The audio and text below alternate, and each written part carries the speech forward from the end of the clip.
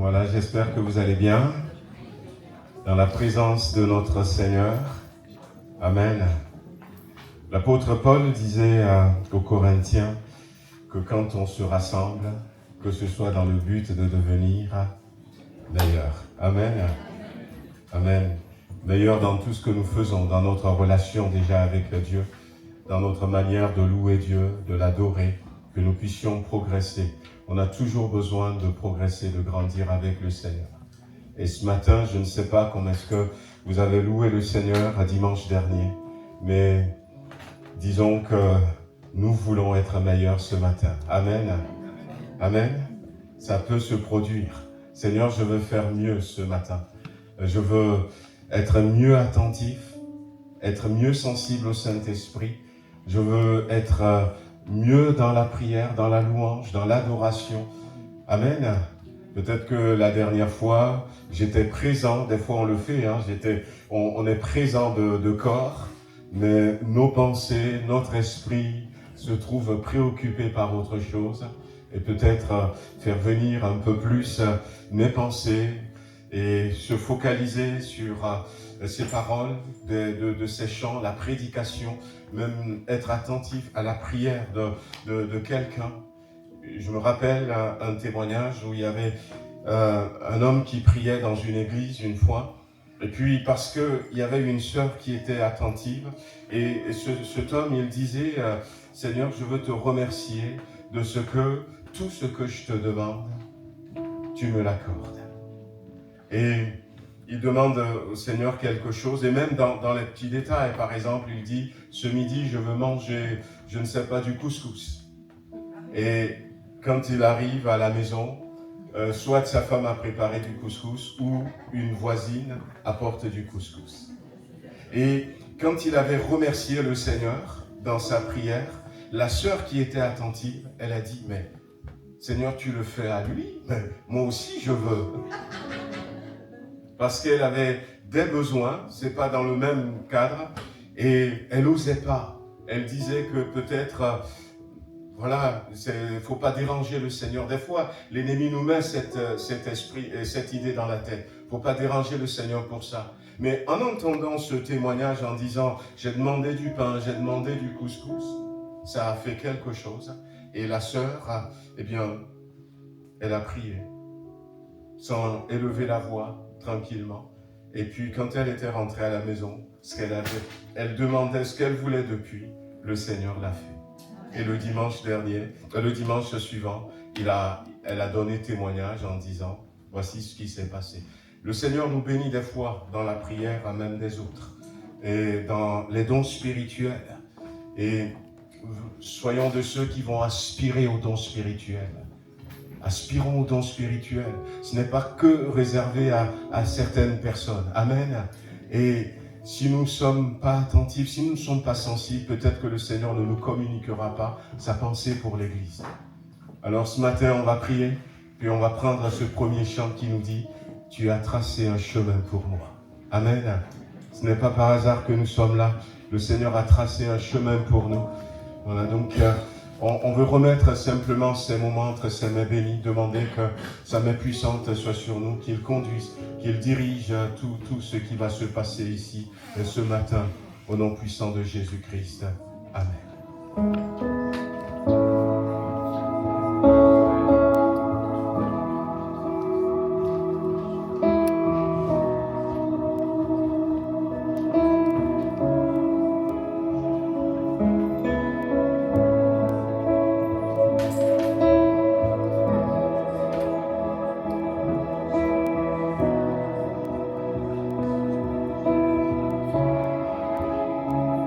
Tu es là, présent parmi nous. Je t'adore, oui je t'adore. Tu es là, agissant parmi nous. Je t'adore, oui je t'adore. Tu es là, présent parmi nous. Je t'adore,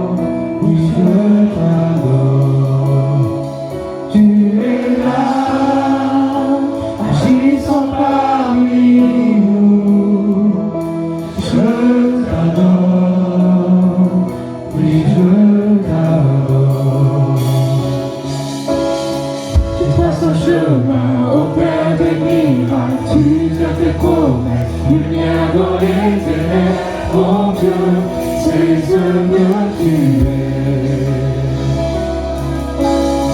Tu traces un chemin au Père des miracles, tu tiens tes promesses, lumière dans les ténèbres, mon Dieu, c'est ce que tu es. Tu es là, transformant nos cœurs. Je t'adore, oui je t'adore. Tu es là, guérissant nos cœurs. Je t'adore, oui je t'adore. Tu es là, transformant nos vies. Je t'adore. Tu es là, tu fais ça les cœurs brisés. Je t'adore, je t'adore. Tu passes un chemin au Père des miracles, tu tiens tes promesses, lumière dans les ténèbres, mon Dieu, c'est ce que tu es. Tu traces un chemin au Père des miracles, tu tiens tes promesses, lumière dans les ténèbres, mon Dieu, c'est ce que tu es. Tu traces un chemin au Père des miracles, tu tiens tes promesses, lumière dans les ténèbres, mon Dieu, c'est ce que tu es. Tu traces un chemin au Père des miracles, tu tiens tes promesses, lumière dans les ténèbres, mon Dieu, c'est ce que tu es. C'est ce que tu es. C'est ce que tu es.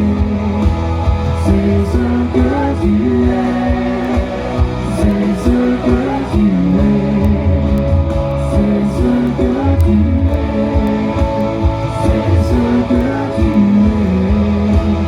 C'est ce que tu es. C'est ce que tu es. Tu traces un chemin au Père des miracles, tu tiens tes promesses, lumière dans les ténèbres, mon Dieu, c'est ce que tu es. Tu traces un chemin au Père des miracles, tu tiens tes promesses, lumière dans les ténèbres, mon Dieu, c'est ce que tu es. Et quand je ne le vois pas, tu es là. Et quand je ne le sens pas, tu es là. Tu agiras encore. Tu agiras encore. Et quand je ne le vois pas, tu es là. Et quand je ne le sens pas, tu es là. Tu agiras encore. Tu agiras encore. Et quand je ne le vois pas, tu es là. Et quand je ne le sens pas, tu es là. Tu agiras encore. Tu agiras encore. Et quand je ne le vois pas, tu es là.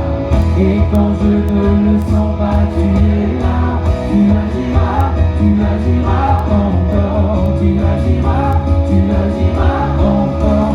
Tu passes un chemin au Père des miracles, tu tiens tes promesses, lumière dans les ténèbres, mon Dieu, c'est ce que tu es. Tu traces un chemin au Père des miracles, tu tiens tes promesses, lumière dans les ténèbres, mon Dieu, c'est ce que tu es. C'est ce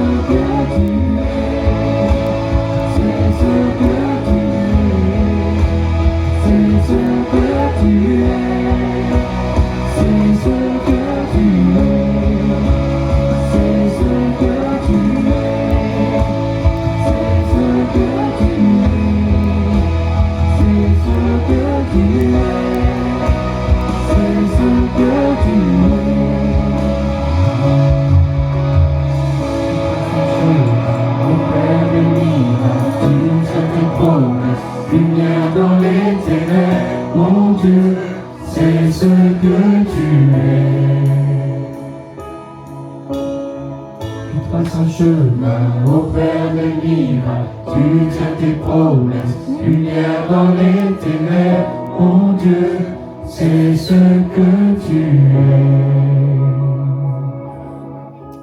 Amen, alléluia. Il est là, présent au milieu de nous ce matin. Amen. Crois-le de tout ton cœur. C'est celui qui tient ses promesses.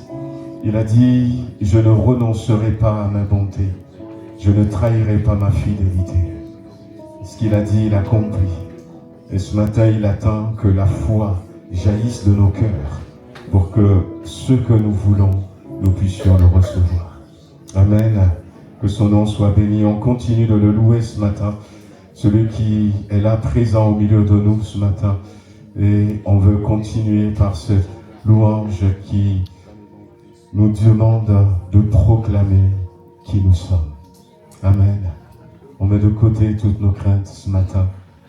On essaye de les chasser, de les repousser pour proclamer qui nous sommes.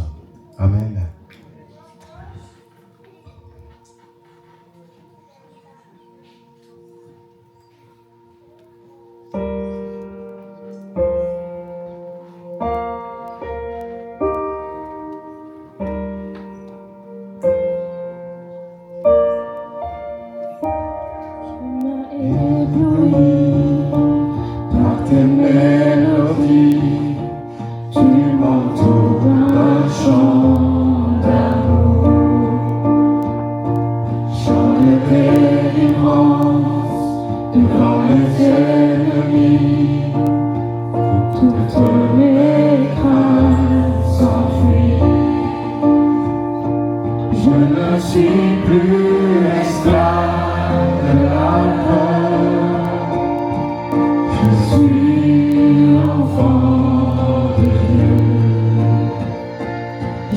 Je suis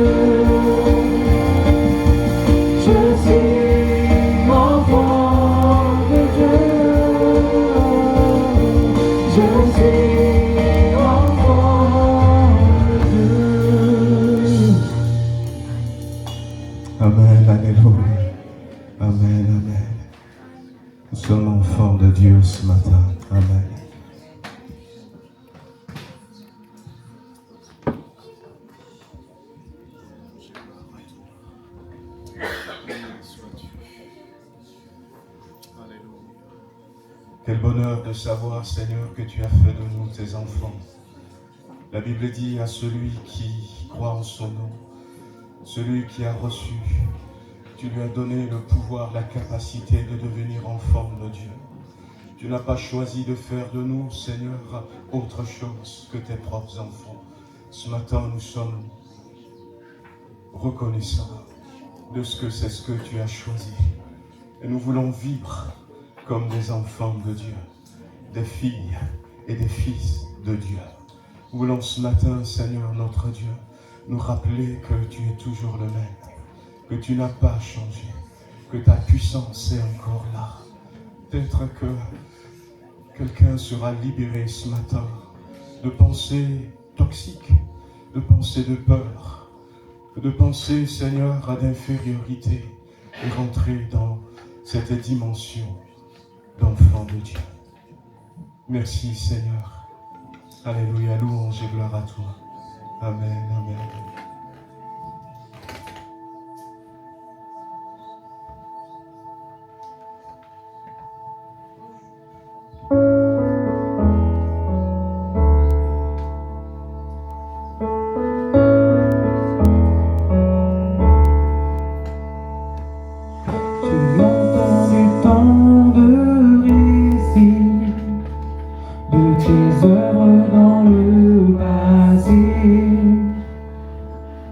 Pourtant je sais que ces prodiges sont encore d'actualité.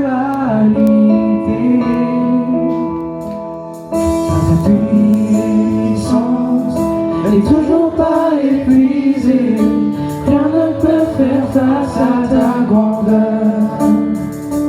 Les montagnes, je peux les déplacer, jamais tu ne failliras, Seigneur. Ta puissance n'est jamais épuisée. Ta puissance n'est jamais épuisée. Ta puissance n'est jamais épuisée. Ta puissance n'est jamais épuisée. Tempête me rappelle encore que la voix qui les a fait taire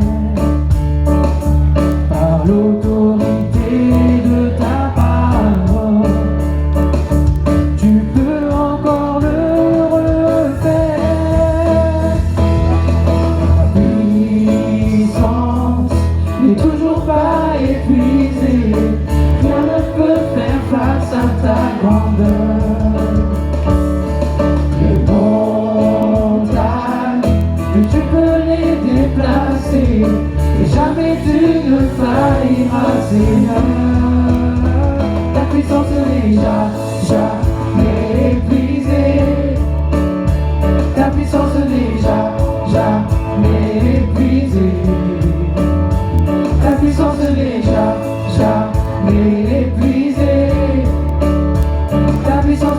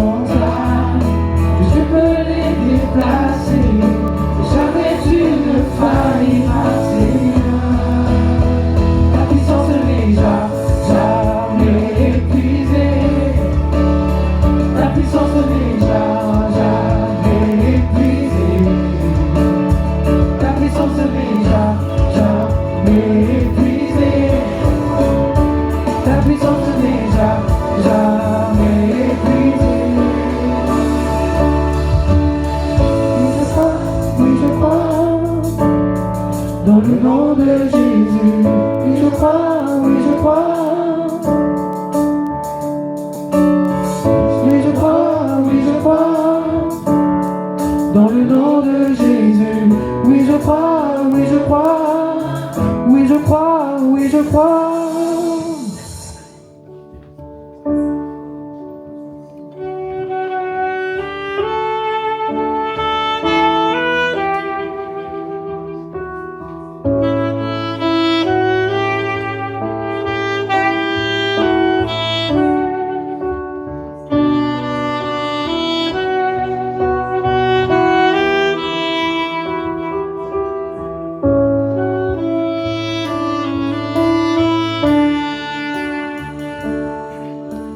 Ta fidélité est grande, ta fidélité est incomparable.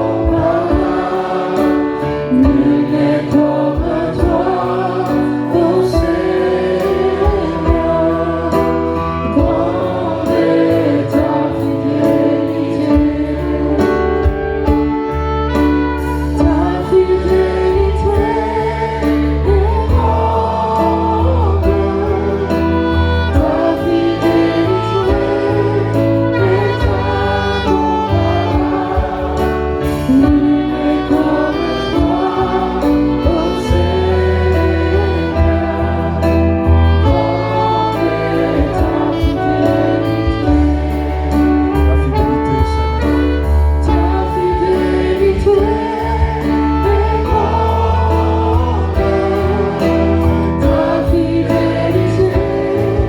est incomparable. Nul n'est comme toi, ô Seigneur.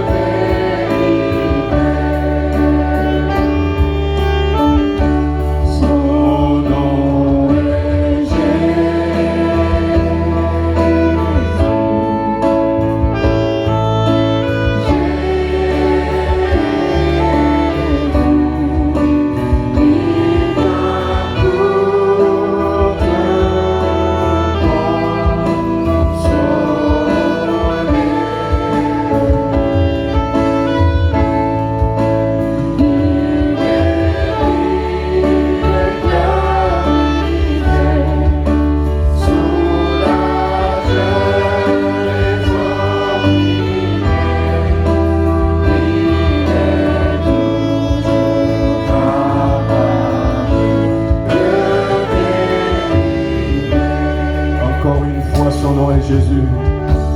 Son nom est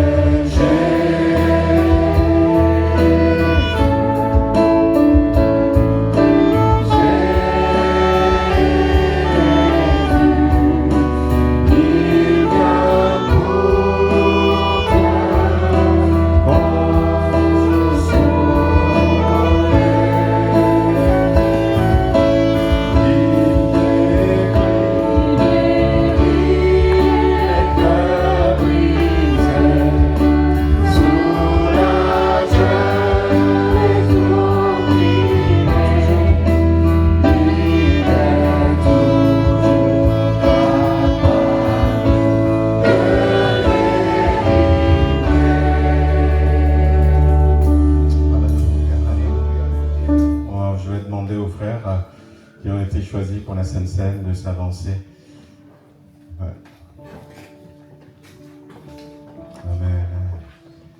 Gloire à Dieu. Ce matin, notre frère Gérard n'est pas là.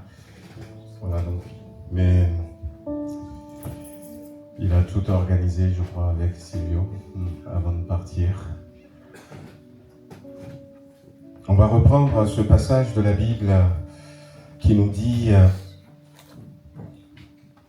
1 Corinthiens chapitre 11, c'est l'apôtre Paul qui nous parle de ce temps de la Sainte Seine.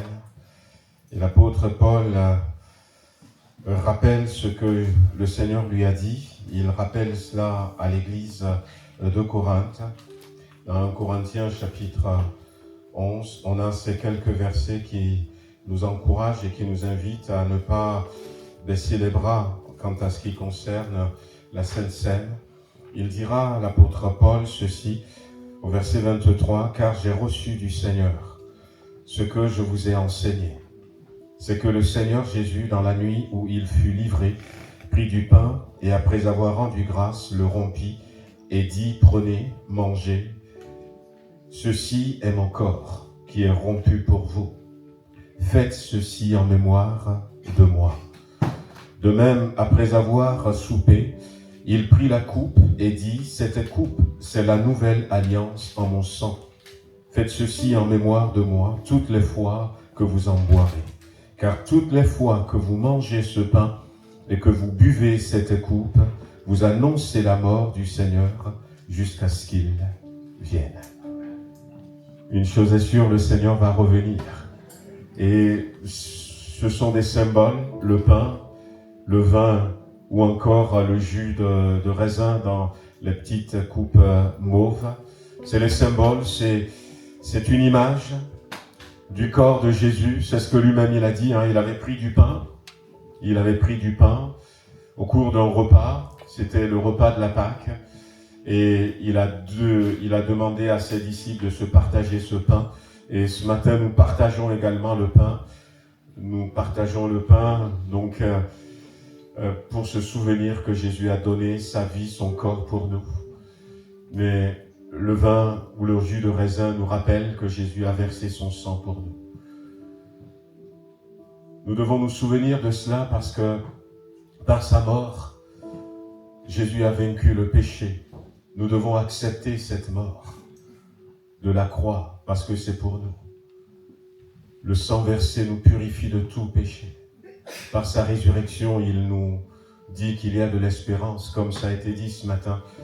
Il a préparé une vie éternelle pour nous. Mais j'aurai le temps, peut-être dans quelques dimanches, je ne sais pas, de revenir sur l'importance du baptême d'eau. Parce que à travers le salut de notre âme, nous faisons partie désormais de la famille de Jésus-Christ.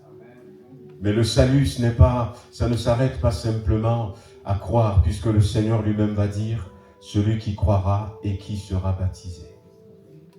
Mais je reviendrai sur ça parce que le baptême, c'est une étape importante dans la vie de tous ceux qui veulent marcher en obéissance à la parole de Dieu. Et c'est pour ça que quand ça arrive à la Sainte Seine, je dis, et souvent les frères aussi le disent, que ceux qui sont baptisés par immersion se mettent debout. Les frères vont passer avec le pain et le vin, parce que c'est un acte qui montre publiquement que désormais nous appartenons à Jésus-Christ. Nous faisons partie de l'épouse, mais je reviendrai sur une prédication que j'avais déjà faite pour que nous puissions mieux comprendre. Amen. Amen. Voilà donc que ceux qui sont baptisés par immersion se mettent debout, et puis les frères, les sœurs vont passer avec le pain et le vin. Nous voulons te demander encore de bénir ces instants, Seigneur. Merci d'avoir donné ton cœur pour nous, d'avoir versé ton sang pour nous, Seigneur. Aide-nous à comprendre là où nous sommes limités par ton Esprit Saint, afin que nous puissions prendre part entièrement à ce sacrifice. Merci, Père. Bénis-nous encore ce matin, comme nous l'avions chanté. Ta puissance n'est jamais épuisée. Elle est encore active. Ton nom est Jésus. C'est toi qui viens pour nous libérer, pour guérir les cœurs brisés. Pendant ce moment de la Sainte Seine, que des chaînes soient brisées, que des liens soient rompus, des jougs cassés, des forteresses de l'ennemi détruites. Ça peut être des forteresses de peur. Seigneur, que quelqu'un puisse se dire, je repars d'ici sachant que je ne suis plus esclave de la peur. Je suis enfant de Dieu. Merci Seigneur, parce que c'est toi qui rends toutes ces choses possibles pour nous. Louange et gloire à toi. Amen.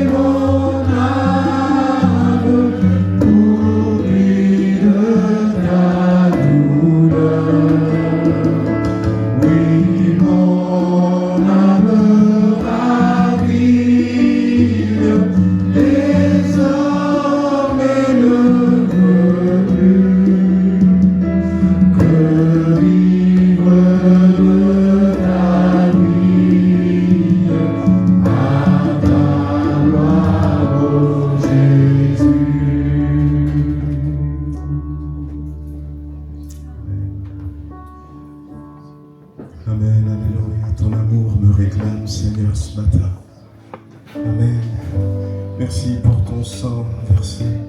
Merci pour tes blessures, Seigneur.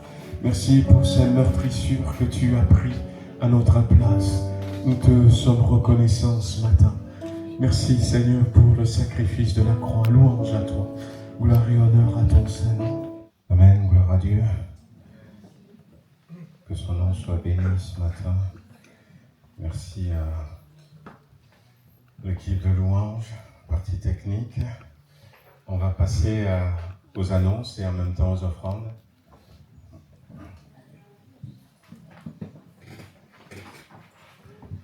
Voilà, je voudrais vous souhaiter la bienvenue si c'est la première fois que vous êtes avec nous. Je ne sais pas si ce matin nous avons de nouvelles personnes qui sont là au milieu de nous. Ils sont avec les ados. Voilà, que le Seigneur soit béni. En tout cas, soyez les bienvenus, frères et sœurs. Nous sommes heureux d'être là. Donc, je rappelle le programme que vous connaissez, donc les mardis, de l'autre côté encore, pour peut-être à l'été. On croit, comme on l'a chanté ce matin, oui, je crois, qu'à partir de septembre, nous pourrons tout amener ici. Amen. Voilà. Donc, Angélique est dehors avec les ados. Je ne sais pas si les parents ont inscrit leurs enfants. Si vous êtes parents, si vous n'avez pas encore inscrit vos enfants, bien, aujourd'hui, c'est le dernier délai pour inscrire vos enfants de 4 à 11 ans. On a besoin de faire des achats pour la kermesse. Donc, merci tout à l'heure à la sortie, si vous n'avez pas encore, si vous avez oublié d'inscrire vos enfants, de le faire pour que nous puissions faire ces achats. C'est pour samedi prochain. Voilà, donc je vous rappelle, le jeudi 25 juin, nous aurons la joie d'avoir avec nous le pasteur Clément du Burundi. Donc ce sera une soirée avec les autres églises évangéliques, de Villefranche et de Saône-Vallée. Donc ceux de Trévoux, tout ça, ils seront là. Je sais que nous, on n'a pas souvent des réunions les jeudis, mais le frère ne peut se libérer que ce jour-là. Et puis c'est à 20h. Donc on compte sur votre présence pour être là. Voilà, on va commencer une préparation de baptême.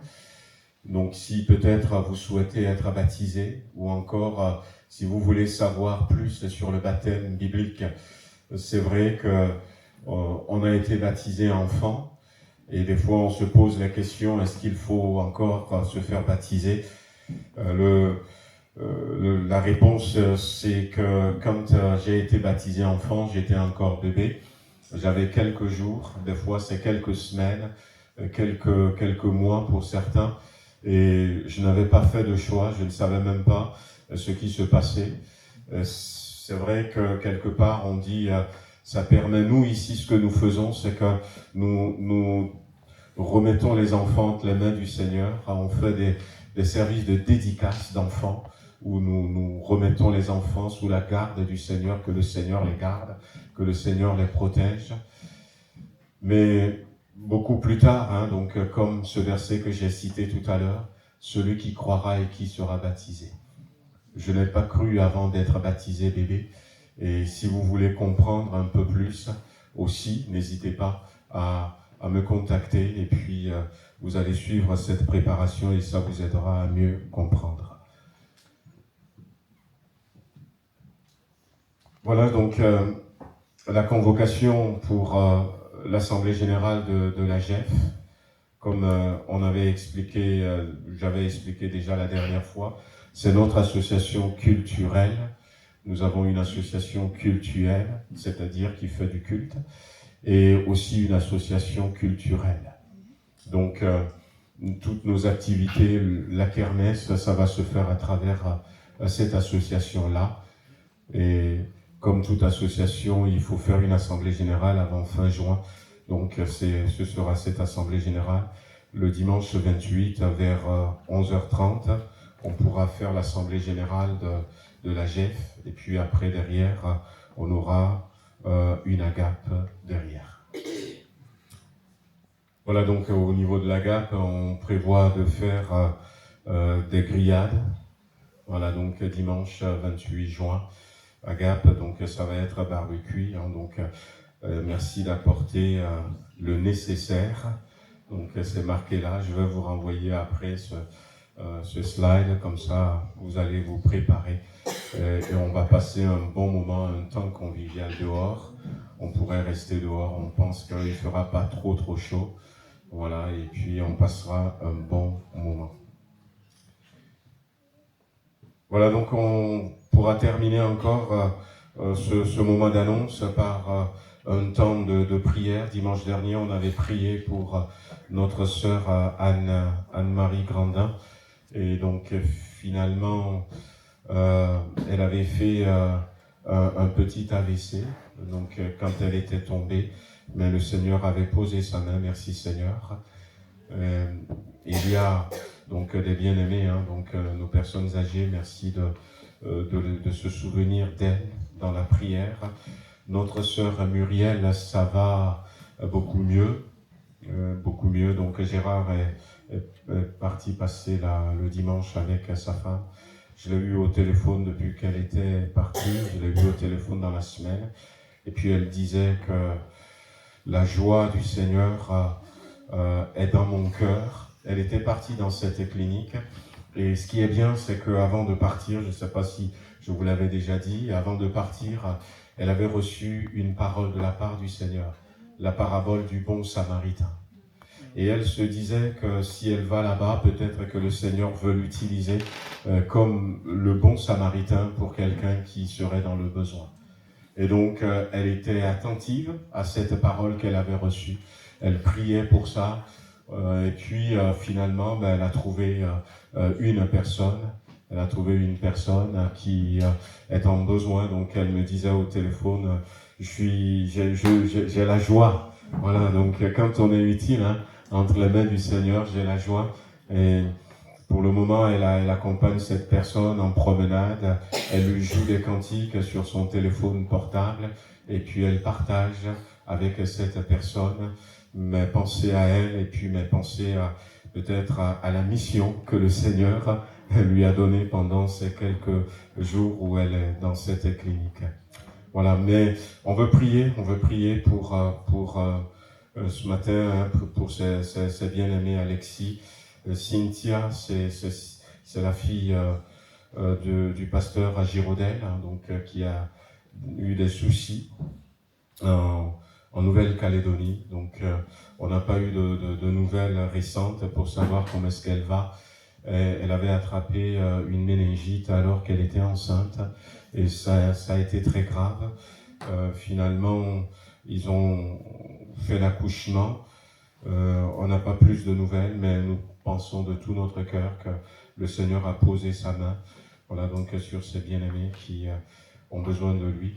Et puis on va demander aussi que le Seigneur bénisse sa parole. Amen. Que le Seigneur bénisse sa parole ce matin. Voilà, donc on va prier. Je vais demander à notre sœur Christine Chanfray, si tu veux bien, prier le Seigneur pour ces quelques personnes et puis prier que le Seigneur nous bénisse dans sa parole. Merci.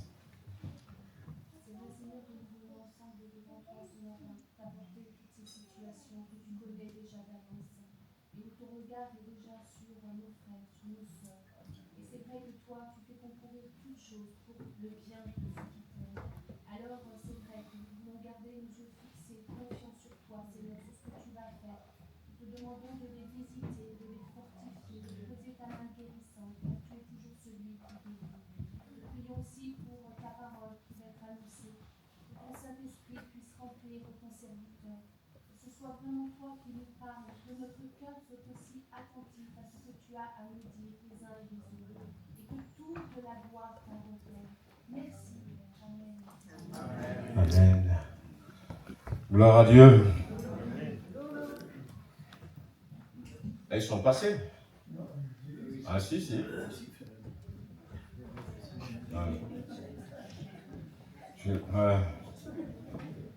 Ils t'ont oublié. Voilà donc nous avions il y a quelques années, quelques semaines en arrière, parlait du secret de la productivité. Et je disais que le Seigneur nous avait créés pour que nous soyons productifs. Et dans Genèse chapitre 1, verset 28, après avoir créé l'homme et la femme, la Bible dit au verset 28, Dieu les bénit et Dieu leur dit, soyez féconds, multipliez.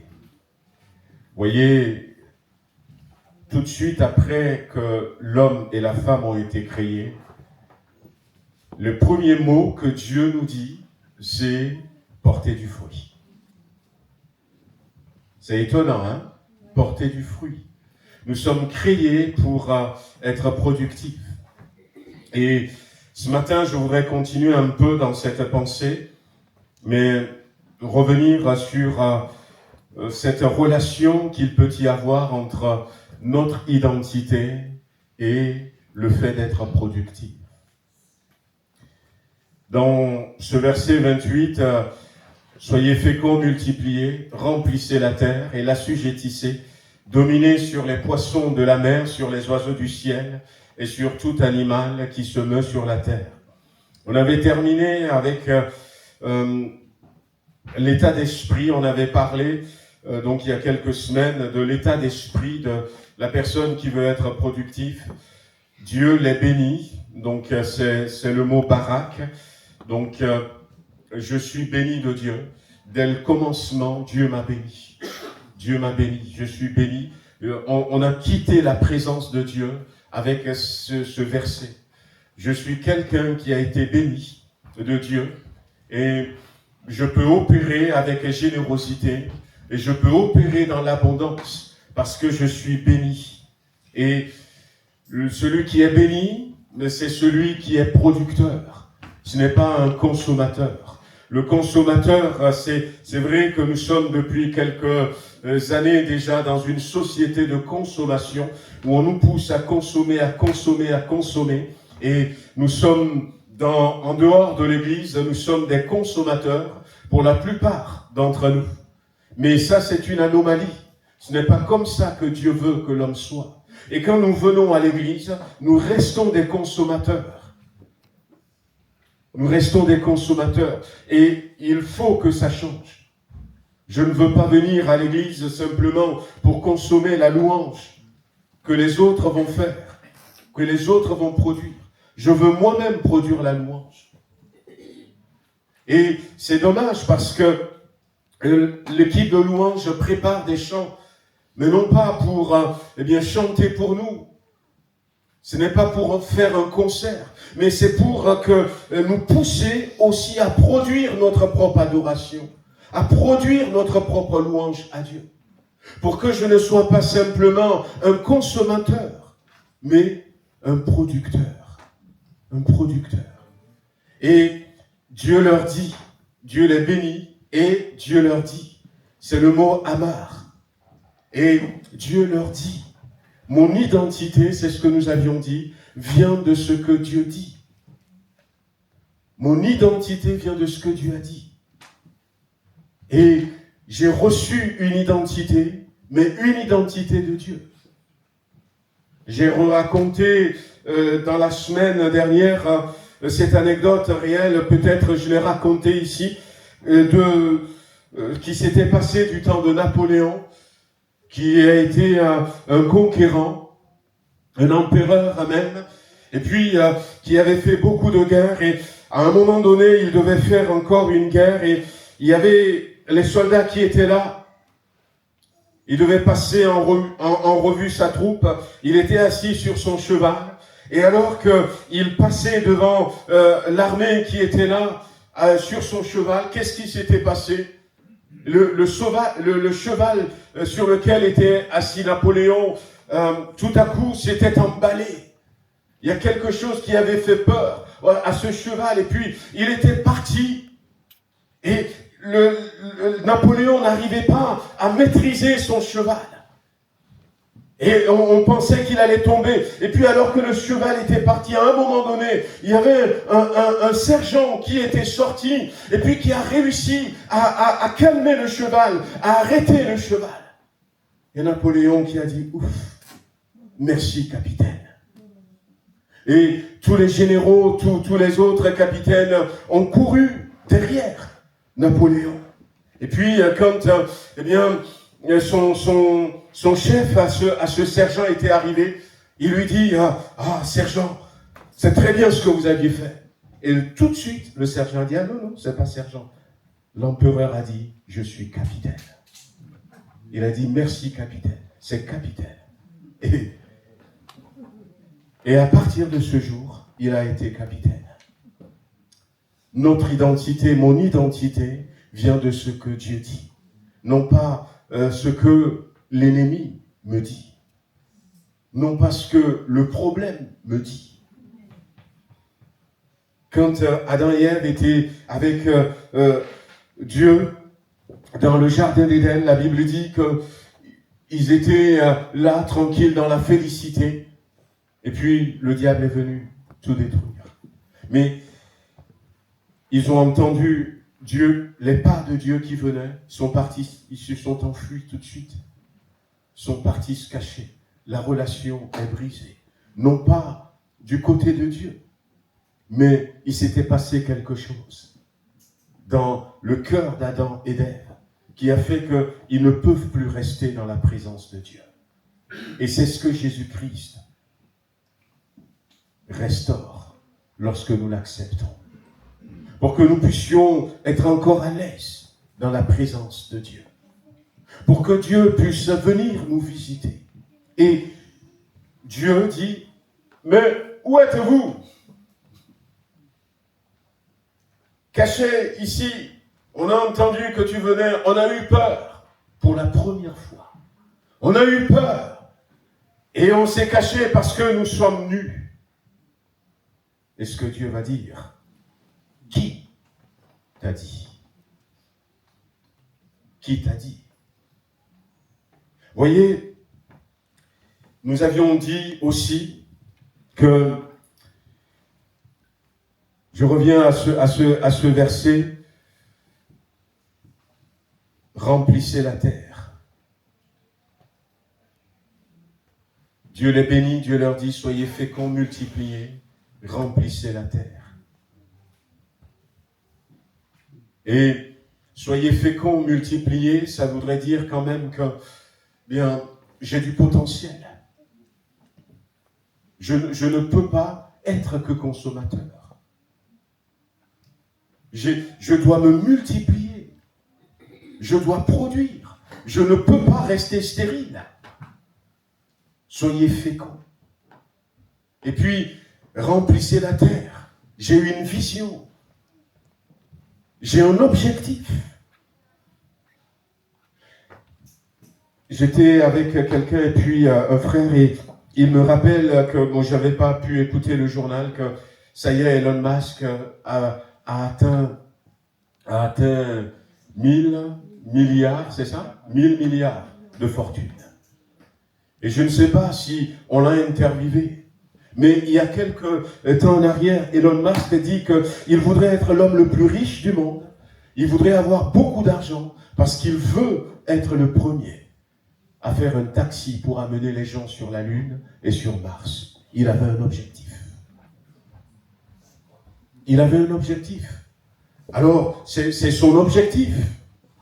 Mais nous avons aussi une vision divine, qui n'est pas terrestre. On sait que les gens ne réussiront pas sur Mars parce que quand Dieu a créé l'univers, il a placé la vie sur la terre. La vie ne se trouve nulle part ailleurs que sur la terre.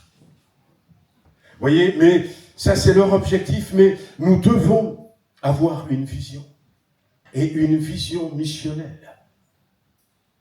Voyez, remplissez la terre, multipliez. Et quand Jésus était venu, Jésus va dire à ses disciples, il faut que je parte, et que le Saint-Esprit vienne, pour que je puisse me multiplier. pour être partout. Au début, il était là, il était sur le territoire d'Israël. Il a été quelquefois peut-être sur le territoire de Tyr et de Sidon, qui sont au nord-ouest. Mais c'était resté là. Mais Jésus veut être partout dans le monde. Aller partout dans le monde. Prêcher la bonne nouvelle à toute la création. Partout. En Amazonie, dans la forêt vierge, un peu partout. En Afrique, un peu partout où il y a des gens multipliés. Nous avons une vision divine. Nous avons une vision que le Seigneur nous a donnée. Et puis, il va dire, dominer. Dominer. Surtout. Non seulement nous avons une identité, non seulement nous avons un objectif, une vision, mais nous avons la capacité. La capacité. Le serpent ne pourra pas nous arrêter. Le crocodile ne pourra pas nous arrêter. Le lièvre ne pourra pas nous arrêter. Eh bien, rien ne pourra nous arrêter parce que c'est moi qui domine. Alors, je caricature ça comme ça, mais c'est moi qui domine. Et j'ai besoin de retrouver mon identité. On va faire une longue lecture peut-être ce matin dans Matthieu chapitre 13, versets 24 et 30. On était resté dans la première prédication dont j'ai fait allusion dans Matthieu chapitre 13. On avait vu, souvenez-vous, la parabole du semeur.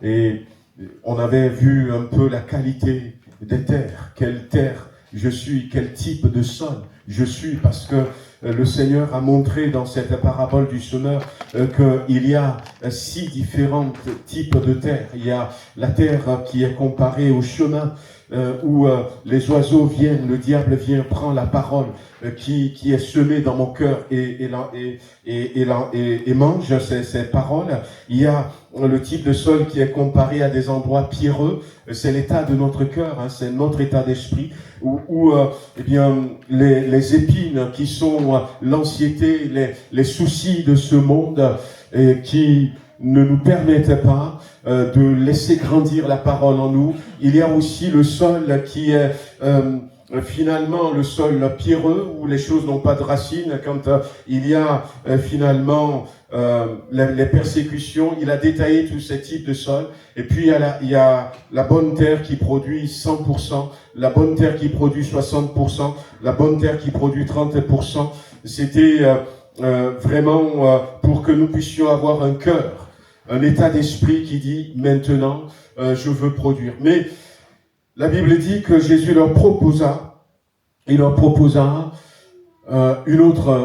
parabole. Et il dit, le royaume des cieux est semblable à un homme qui a semé une bonne semence dans son champ. Là, on vient seulement sur la bonne semence. Mais pendant que les gens dormaient, son ennemi vint, sema de l'ivraie parmi le blé et s'en alla. Lorsque l'herbe eut poussé et donné du fruit, l'ivraie parut aussi. Les serviteurs du maître de la maison vinrent lui dire, « Seigneur, n'as-tu pas semé une bonne semence dans ton champ? D'où vient donc qu'il y ait de l'ivraie ?» Il leur répondit, « C'est un ennemi qui a fait cela. » Et les serviteurs lui dirent, « Veux-tu que nous allions l'arracher ?» Non, dit-il, de peur qu'en arrachant l'ivraie, vous ne déraciniez en même temps le blé. Laissez croître ensemble l'un et l'autre jusqu'à la moisson. Et à l'époque de la moisson, je dirai aux moissonneurs, arrachez d'abord l'ivraie et liez-la en gerbe pour la brûler, mais amassez le blé dans mon grenier. À partir du verset 36, Jésus va donner l'explication de cette parabole. La particularité aussi de Matthieu chapitre 13, c'est qu'il y a au moins 7 paraboles que Jésus a données dans ce chapitre-là. Mais il va expliquer simplement la parabole du semeur et la parabole de la bonne semence. Et dans l'explication que Jésus a donnée à partir du verset 36, on va pas tout lire, mais Jésus va dire que le semeur, c'est le Fils de l'homme. Le semeur, c'est le Fils de l'homme. Celui qui sème la bonne semence, c'est Jésus-Christ lui-même. C'est lui-même qui est le semeur. Et le champ dira, c'est le monde. C'est le monde. La bonne semence, c'est les fils du royaume. L'ivraie, c'est les fils du malin. Et l'ennemi qui a semé l'ivraie, c'est le diable. La moisson, c'est la fin du monde. Les moissonneurs, ce sont les anges. Jésus va donner l'explication de cette parabole. Ce qui est important, c'est que dans cette parabole, Jésus est en train de dire que nous devons porter du fruit. Nous devons porter du fruit, frères et sœurs. Nous devons retrouver notre identité. Nous devons être productifs. Parce que c'est Jésus qui le dit. Il dit que il ne faut pas du tout essayer d'arracher les mauvaises herbes, l'ivraie. Mais laissez-les grandir jusqu'au temps de la moisson. Et au temps de la moisson, on va arracher l'ivraie, on va les brûler. Et on va garder les blés dans le grenier de Dieu Tout-Puissant. Vous savez, je ne suis pas botaniste, mais j'ai appris quelque chose. L'ivraie, c'est une plante qui ressemble à s'y méprendre au blé. Quand l'ivraie pousse, le blé pousse, eh bien, on ne connaît pas la différence. Et c'est pour ça que le maître a dit, ne cherchez pas à arracher l'ivraie. Parce que si vous voulez arracher l'ivraie, vous risquez d'arracher le blé. Et la seule différence entre l'ivraie et le blé, c'est que l'ivraie ne porte pas du fruit. L'ivraie ne porte pas du fruit. Et à la fin des temps, on peut bien faire la différence. On va arracher toutes les plantes qui n'ont pas porté du fruit. Là, on sait clairement que c'est de l'ivraie et on va les brûler. Voyez l'importance pour nous, en tant que chrétiens, de porter du fruit. C'est ça qui va différencier. Lorsque les anges vont arriver pour la moisson, c'est Jésus qui l'a dit. Nous sommes les fils du royaume. Nous sommes les filles du royaume. Nous sommes les enfants de Dieu. Et il faut, à un moment donné, tout est lié, frères et sœurs, que je refuse d'être autre chose que enfant de Dieu. C'est ça mon identité. C'est ça mon identité. Voyez, nous sommes, comme j'avais rappelé en semaine, l'homme a un esprit, une âme, habite dans un corps. Dieu est Trinité, nous sommes Trinité. Mais quand nous regardons dans le livre de Genèse, la manière dont nous avons été formés, nous avons été créés par trois choses. Nous sommes formés de trois choses. La Bible dit que Dieu a pris de l'argile. On en a parlé la dernière fois. Nous avons été formés à partir d'argile. Et le Saint-Esprit, le souffle de Dieu, nous a donné la vie. Nous avons été formés par l'argile. Le souffle de Dieu nous a donné la vie. Mais la parole de Dieu nous a donné notre identité. La parole de Dieu nous a donné notre identité. Et c'est pour ça que ce qui est important, voyez, c'est la parole de Dieu pour que nous puissions retrouver notre identité. Nous sommes déjà formés jusqu'au moment où nous allons quitter cette terre. Et comme on dit souvent, eh bien, la poussière va retourner à la poussière. Le souffle de Dieu, le Saint-Esprit pour nous qui sommes chrétiens, qui sommes dans cette génération après la croix. Le Saint-Esprit est là, avec nous. Mais ce qui cloche souvent, c'est que notre identité, nous l'avons perdue. Nous l'avons perdue. Dans Matthieu, chapitre 4, ou dans Luc, chapitre 4, un des deux, je crois que les deux passages, ils parlent de la tentation de Jésus-Christ. Parle de la tentation de Jésus-Christ. Ça peut être Matthieu 4 ou n'importe.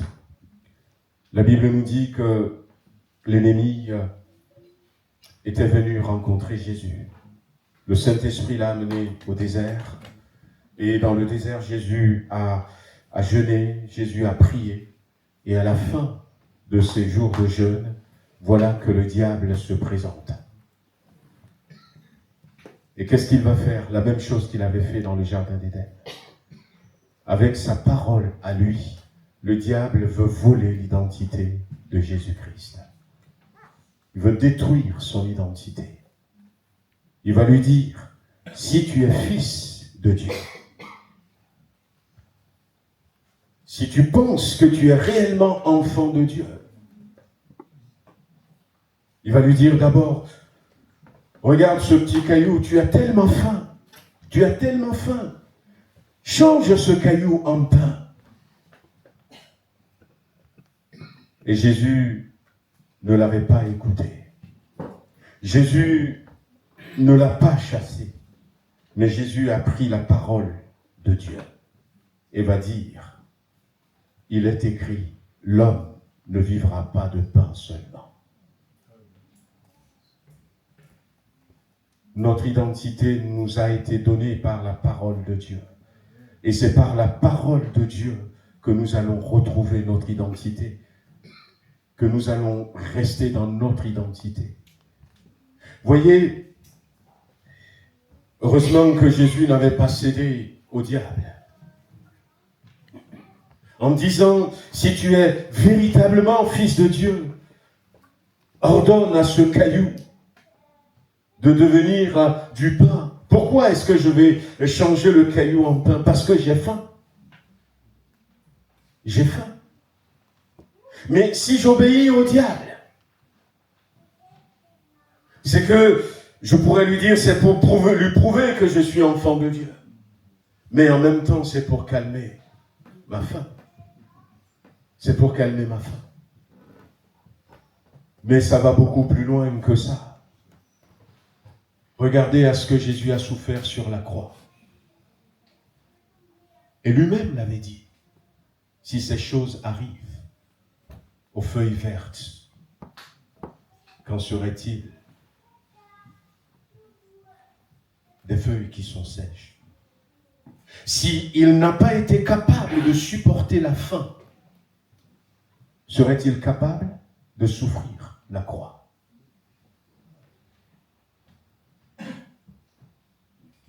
Le diable viendra avec des paroles détournées pour t'éviter, peut-être parce que nous sommes les fils du royaume. Ça ne veut pas dire que, d'ailleurs l'apôtre Paul va le dire, que tout m'est permis, mais tout n'est pas utile. Il le dira aux Galates, tout m'est permis, mais tout n'est pas utile. Ce que Dieu veut pour Jésus, c'est que Jésus souffre à la croix et qu'à travers cette souffrance, il se multiplie dans tous les hommes qui vont l'accepter. Mais ça peut paraître peut-être quelque chose de banal. Mais si je ne suis pas capable de supporter la faim, est-ce que je serai capable de souffrir la croix? En faisant croire que j'attends simplement que tu me prouves que tu es enfant de Dieu. Il est en train de détruire son identité de crucifié. Heureusement que Jésus-Christ avait la parole de Dieu. Et Jésus va lui dire, il est écrit. Il est écrit. Mais il ne va pas s'arrêter là. Il va revenir là-dessus. Mais si tu es vraiment le Fils de Dieu, saute. Saute. Parce que Dieu va te protéger. Le diable reviendra. Il reviendra. Ce qui nous détruit le plus, frères et sœurs, ce n'est pas les démons. Ce n'est pas la sorcellerie en Afrique et tout ça. Non, c'est pas ça qui nous détruit le plus. Si seulement nous savions qui nous sommes. Qui nous sommes. Voyez, j'ai raconté cette histoire déjà, mais je peux le raconter où ça s'est passé en 1994 de mémoire. On était jeunes. Et puis parmi nous, il y en avait un qui était parti il y a quelques années à l'école biblique. Il était revenu comme pasteur.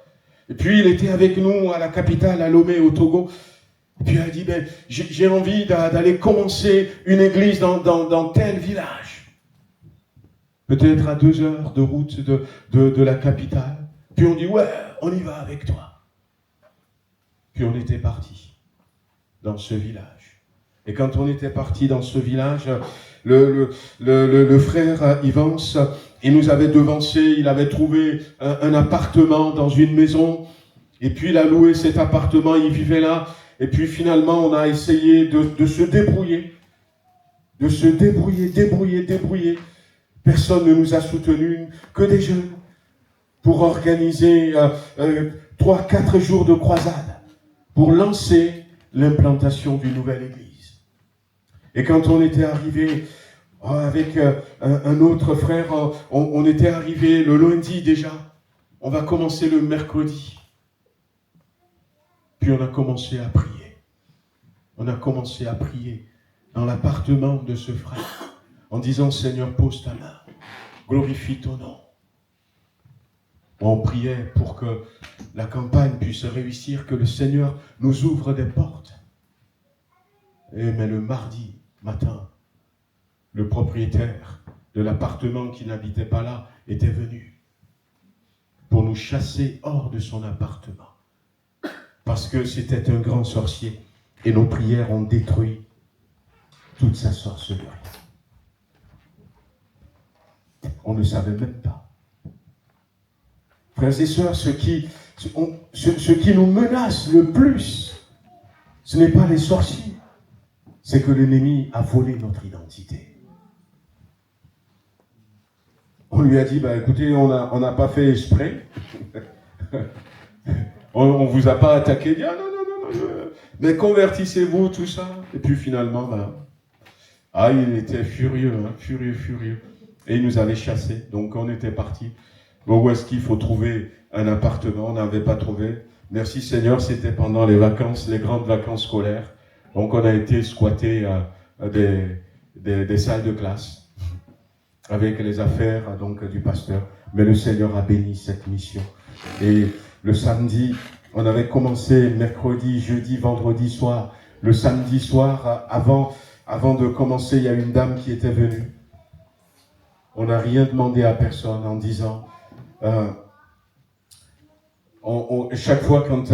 le mercredi soir, le jeudi soir, le vendredi soir, on disait à ceux qui ont donné leur cœur à Jésus, eh bien, voyez le pasteur Ivans, donc pour le moment, il est là, dans cette école, et à partir de dimanche prochain, on va commencer un culte pour ceux qui n'étaient pas chrétiens, venez, mais le Seigneur va aplanir le chemin.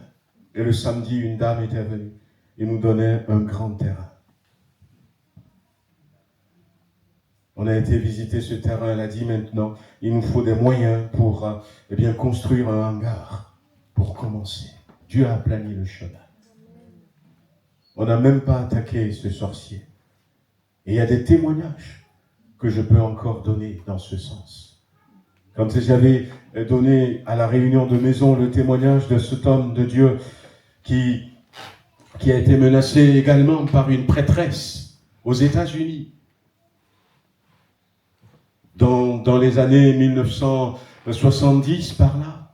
Il avait monté son chapiteau dans la rue où se trouvait ce couvent, où les jeunes filles sont initiées à l'occultisme, toutes ces choses.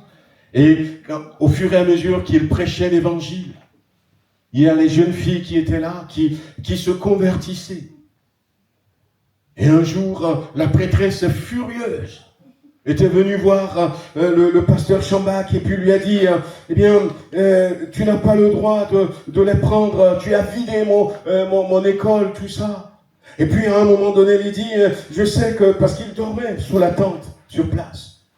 Et il prenait des croissants, son petit déjeuner, il y a une pâtisserie, boulangerie dans la rue. Elle a dit, mais ce que je vais faire, c'est que je vais empoisonner le pain, le croissant que tu achètes. Tu vas voir, je vais te tuer. Il a menacé comme ça. Et puis, le pasteur Chambach lui dit, mais on va faire simple. Demain matin, vous-même allez acheter les croissants et me les apporter. J'apprécie particulièrement les pains au chocolat. Vous pouvez les acheter, les empoisonner et me les apporter. Je vais les manger. Rien ne m'arrivera. Parce qu'il sait qui il est. La Bible ne dit pas que, si vous prenez un breuvage mortel, ça ne vous fera rien. Que le serpent ne va pas nous faire peur. Notre identité, frères et sœurs, notre identité, l'ennemi a voulu voler l'identité de Jésus-Christ, mais il n'a pas réussi. Voyez, on pense des fois que ce sont mes pensées qui conditionnent les paroles que je prononce. Mais c'est faux, c'est le contraire qui est vrai. Ce sont nos paroles qui conditionnent notre pensée. C'est ce que je dis qui va s'accomplir. C'est ce que je proclame qui va s'accomplir. Combien de fois vous-même, vous pensez autre chose, mais vous dites autre chose. Mais si vous prononcez la parole, voyez, Dieu a voulu, par exemple, quelques versets de la Bible, dans Nombre chapitre 11, Moïse avait choisi 70 hommes pour l'accompagner dans le travail qu'il va faire. Et Moïse a prié pour que Dieu prenne de son esprit et qu'il met sur ces gens-là. Et les gens ont commencé à prophétiser. Ils ont commencé à prophétiser. Et il y en avait 2 qui étaient restés dans le camp. Et dans le camp, les 2 ont commencé à prophétiser. Et un garçon, je crois, était venu voir Moïse. Il dit, mais Moïse, il y a 2 personnes, j'ai oublié leur prénom, Edad ou Medad ou quelque chose comme ça. Ils sont en train de prophétiser. Et la réponse de Moïse, dans le verset 29, Eldad et Medad, voilà, je ne suis pas loin.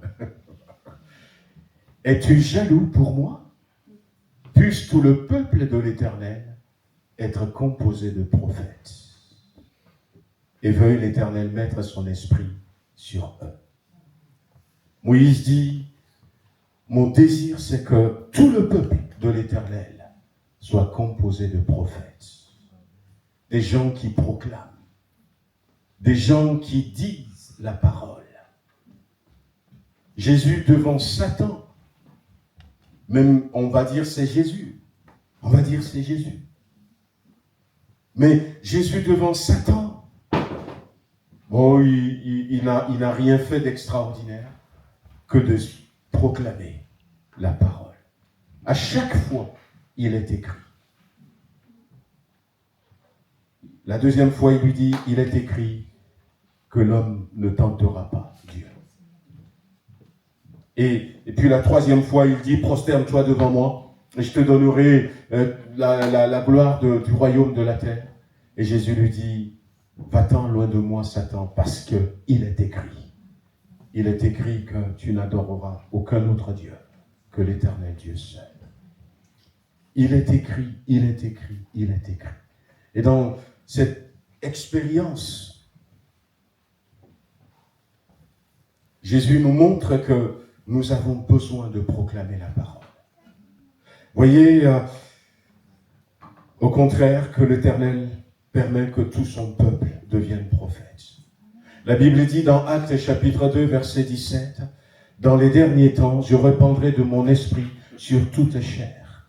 Vos fils et vos filles prophétiseront. » Vos fils et vos filles prophétiseront.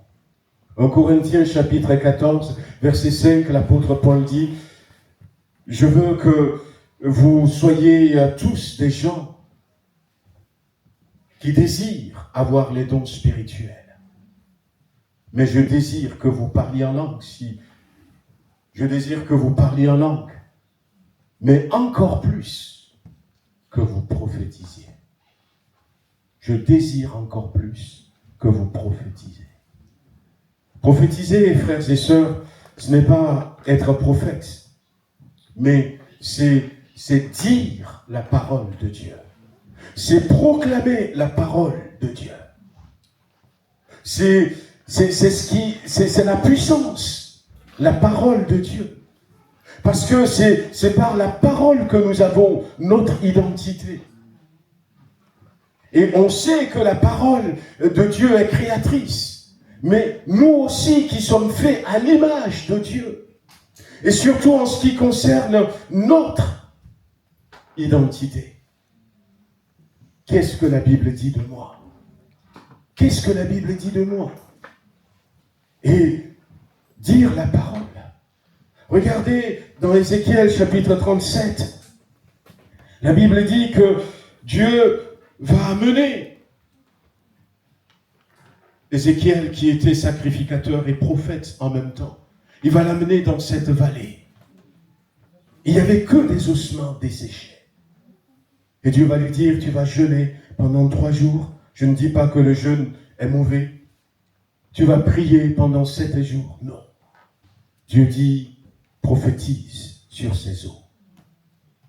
Dis-leur, ossements desséchés, écoutez la parole de l'Éternel. Écoutez la parole de l'Éternel. Même les ossements desséchés. Comment est-ce que Jésus a ressuscité Lazare? Lazare sort par la parole. Comment est-ce qu'il a ressuscité la jeune fille de Jairus? Jeune fille, lève-toi par la parole. La parole forme nos pensées et notre identité. Nous ne devons pas laisser des paroles négatives entrer. Les paroles négatives, on va les entendre, mais nous ne devons pas les laisser s'asseoir dans nos têtes, s'enraciner dans nos têtes et porter du fruit. Et porter du fruit. Voyez, la Bible dit dans la parabole de la bonne semence que l'ivré, c'est les fils du malin. Et le mot qui désigne les fils du malin, c'est le grec zizanion. Et ce mot, ça a donné la zizanie en français. Ce mot a pour synonyme division, querelle, dispute. Et ce mot nous ramène dans Galates chapitre 5, verset 19. Si je ne porte pas du fruit, je suis en train d'accomplir les œuvres de la chair. L'apôtre Paul ne les a pas appelés les fruits de la chair, pas du tout. Parce que l'ivraie ne porte pas du fruit. Il a dit les œuvres de la chair et le fruit du Saint-Esprit. Les œuvres de la chair et le fruit du Saint-Esprit. Parce que les œuvres de la chair, c'est véritablement du zizanion. Et dans ces œuvres qu'il avait citées, il va y avoir les clans, les divisions, les disputes, les querelles, la colère, toutes ces choses. Voyez, les disputes, les divisions, c'est le même mot. Les sectes, c'est le même mot, zizanion. Qui va entraîner toutes ces choses. Et il ne va pas les appeler fruits, parce que ce n'est pas du fruit. Mais le fruit du Saint-Esprit, c'est l'amour, c'est la paix, c'est la joie. Ce sont ces fruits que nous sommes appelés à porter, frères et sœurs. Alors, il y a plusieurs fruits que nous pouvons apporter. Mais c'est là où c'est important de savoir que Dieu m'a placé là pour un but. Je veux porter du fruit pour toi. Seigneur, je veux porter du fruit. Jean chapitre 15. Si vous ne portez pas du fruit, on va vous couper. Jésus l'a dit aussi. On va vous couper et on va vous jeter. Mais si vous portez du fruit, c'est là que le Père est content. Si vous portez beaucoup du fruit, c'est ainsi que mon Père sera glorifié. Et que vous serez mes disciples. Le diable nous a dit, si vous voulez voir la gloire de Dieu dans cette église, il faut qu'il y ait des guérisons. On veut des guérisons. On veut des guérisons. Mais comment les avoir, ces guérisons? Si vous voulez voir la gloire de Dieu, il faut qu'il y ait des résurrections. On veut des résurrections. Mais comment les avoir? Que le Seigneur nous donne de retrouver notre identité. Frères et sœurs, nous sommes, comme dira David, une créature si merveilleuse. Dieu nous a créés avec des capacités extraordinaires. Des capacités extraordinaires. Si seulement nous pouvons retrouver notre identité. Et il faut que nous retrouvons notre identité. Nous pouvons porter du fruit dans tous ces domaines. On n'aura pas besoin peut-être d'un pasteur, d'un grand évangéliste pour voir des miracles se passer. On n'aura pas besoin d'un grand évangéliste, de croisades pour voir des âmes sauvées. Voyez, dans le monde aujourd'hui, il manque la paix, il manque la joie. Il manque l'amour véritable. Il manque la patience. Il manque la bienveillance. Et toutes ces choses, c'est le fruit du Saint-Esprit. On a l'impression que, eh bien, parce que nous ne portons pas du fruit, il n'y a que l'ivraie que les gens voient. Nous devons porter du fruit. Nous devons demander au Seigneur, je veux cette paix. Et la paix de Jésus-Christ qui surpasse toute intelligence gardera vos cœurs. Et c'est une paix qu'on ne peut pas comprendre. Je ne comprends pas comment tu peux être en paix comme ça. C'est une paix qui parle. C'est une paix qui attire. La joie du Seigneur. La joie du Seigneur est ma force. Nous avons besoin de porter du fruit. L'amour véritable. La patience. Voyez, il y a de la violence un peu partout dans le monde. Eh bien, c'est par notre identité. Quand on perd son identité, mais on ne sait plus qui on est. Et puis, on pense qu'on est comme l'autre. On pense qu'on est comme l'autre. Puis des fois, on se fait des choses, on essaye d'avoir des relations, on recherche une certaine identité. Mais nous avons une identité. Nous avons une identité, frères et sœurs. Nous sommes les enfants de Dieu. Nous sommes, encore une fois, une race élue. Nous sommes des sacrificateurs pour Dieu, notre Père, un sacerdoce royal. Nous sommes une nation sainte. Nous sommes un peuple de racheter. Nous sommes un peuple de racheter. Nous devons faire peur au diable. Nous sommes enfants de Dieu. Je ne suis plus esclave de la peur, mais je suis enfant de Dieu. Et c'est ça mon identité. Et quand je vais retrouver mon identité, quand je vais marcher avec mon identité, je n'ai pas besoin peut-être du manteau de l'autre, parce que je sais que, imaginez quelqu'un qui s'est habillé en haillons pendant plusieurs années. Et puis tout à coup, qui découvre que non, il est prince, elle est princesse. On va mettre de côté ces habits de paysan. Maintenant que je sais que je suis prince, je m'habille comme un prince. Je m'habille comme une princesse. Et quand le diable va me voir venir, au lieu, quand il me voyait venir avant, le diable, et j'étais dans mes haillons, parce que je ne savais pas qui j'étais. J'étais dans mes haillons. Et puis, quand je passe, il dit, mais hé, toi, tu ne me salues pas, tu m'as pas vu? Et puis, il me donne un coup sur la tête, tout ça. Ah, mais parce que je ne savais pas qui j'étais. D'où tous ces mots que nous avons. Mais là, quand il va me voir venir en tenue de prince, oulala, il sait qui c'est. Et puis, il pense à tout ce qu'il m'avait fait avant. Et dès que j'arrive vers son niveau, c'est lui qui dit bonsoir.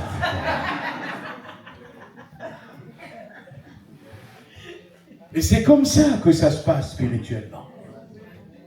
Et dès qu'il dit bonsoir, le temps même que je lui dise, je lui réponde, il se relève et paf, il s'en va. Détail. Non, nous avons une identité. Et nous devons être productifs, frères et sœurs.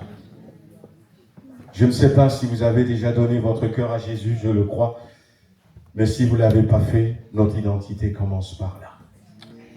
Mais ce matin, ma prière, c'est que tous ceux qui viennent voler notre identité. Voyez ce qui se passe dans le monde aujourd'hui. On vous vole votre identité. Ça permet aux gens d'avoir accès à votre compte en banque. Et ils vont commencer à prendre des sous. Et c'est comme ça que l'ennemi va commencer à voler notre santé, à voler notre joie. Parce qu'il a volé notre identité. Il a eu accès à notre compte. Mais on veut dire ce matin au Seigneur, Seigneur, merci, parce qu'en toi, j'ai une identité. Et je veux que tu m'aides à retrouver pleinement mon identité. Je vous encourage, frères et sœurs, à lire la parole. À lire la parole, parce que notre identité a été formée par la parole de Dieu. Et c'est la parole. La parole, elle est puissante. La parole, elle est puissante. On va se mettre debout, on va peut-être baisser les têtes, on veut prier ce matin.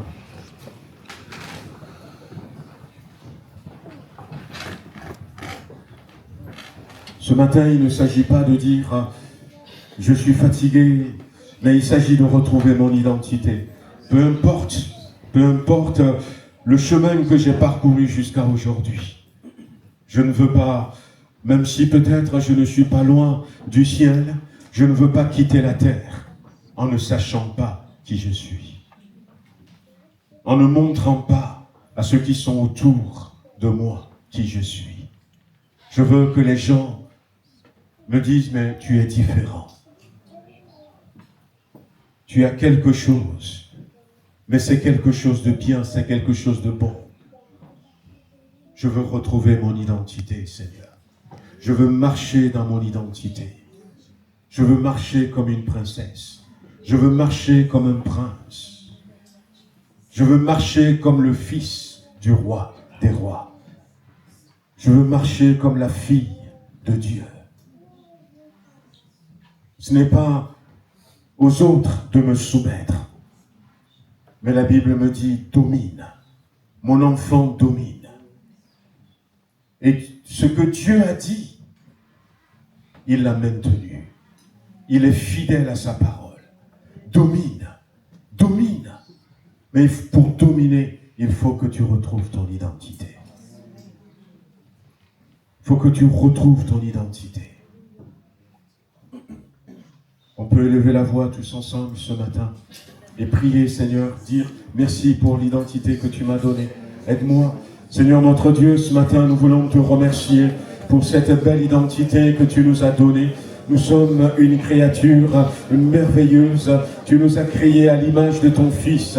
Quand nous voyons Jésus, nous nous voyons nous-mêmes, parce que c'est comme ça que tu as voulu que nous soyons. Ô Seigneur notre Dieu, nous avons besoin de porter du fruit. Nous voyons les événements du monde et nous réalisons que les temps sont courts et bientôt la trompette va sonner. Et Seigneur, nous ne sommes peut-être pas appelés à faire la même chose, mais nous sommes tous appelés à porter du fruit, Seigneur, là où tu nous as placés, à travers notre vie, et nos collègues de travail, nos voisins, nos voisines, Seigneur, ceux qui sont dans la rue. Je me rappelle encore de ce témoignage de la sœur qui est là présente et qui m'a dit que cet homme était venu vers elle en lui disant je veux me suicider, mais je cherche quelqu'un à qui parler. J'ai observé les gens passer et toi tu es différente et je veux parler à toi. Seigneur notre Dieu, notre vie doit interpeller. Nous devons, Seigneur, être de ceux qui vont répandre ta présence un peu partout autour de nous, Seigneur. Et je ne veux pas, Seigneur, croire ce que l'ennemi me dit. Non, toi tu es fatigué, rien de bon, tu ne peux plus rien faire. C'est un mensonge. Je veux proclamer que tu renouvelles la force de ceux qui se confient en toi. Ils marchent, ils s'envolent, ils prennent l'envol comme l'aigle. Je veux le proclamer sur ma vie. Je veux le proclamer, Seigneur, et sur ma famille. Je veux proclamer sur mon église. Je veux le proclamer sur ma maison. Je veux le proclamer, ta parole. Je veux le proclamer parce qu'à travers ta parole, je retrouve mon identité et toute la capacité que tu m'as donnée. Toute la capacité que tu m'as donnée. Seigneur, bénis quelqu'un de particulier ce matin. Bénis quelqu'un de particulier. À force d'entendre dire, tu ne vas pas réussir. Nous avons donné vie à cette parole. Mais Seigneur, nous voulons changer. La Bible dit, la vie et la mort sont au pouvoir de la langue. La vie et la mort. Toi, tu nous dis, choisis la vie. Seigneur, change nos confessions. Change la manière dont nous parlons. Et je crois de tout mon cœur que nous allons voir cette église grandir, être remplie dans peu de temps. Je le proclame dans le nom de Jésus, parce que tu vas sauver des âmes à travers nous. Tu vas sauver des âmes. Nous allons attirer des âmes à toi. Merci Seigneur. Louange et gloire à toi. Béni Seigneur, sois-tu. Bénis mes frères et mes sœurs. Accorde-nous une semaine bénie. Que cette semaine se passe différemment. Pour chacun d'entre nous, dans nos lieux de travail. Seigneur, que par ton Esprit Saint, Seigneur, tu nous donnes d'affirmer notre identité d'une manière ou d'une autre. Ça peut être par une parole, par une attitude, par un comportement, par un geste. Donne-nous d'affirmer notre identité. Merci, Père. Tu vois, Seigneur, toutes ces fausses identités. Je brise ces fausses identités de dessus notre vie. Et que chaque personne puisse continuer à proclamer ta parole pour que ces forteresses de l'ennemi soient complètement détruites par ta parole et que nous soyons des filles et des fils du roi des rois. Merci encore dans le beau et précieux nom de Jésus. Amen. Amen. Que le Seigneur vous bénisse.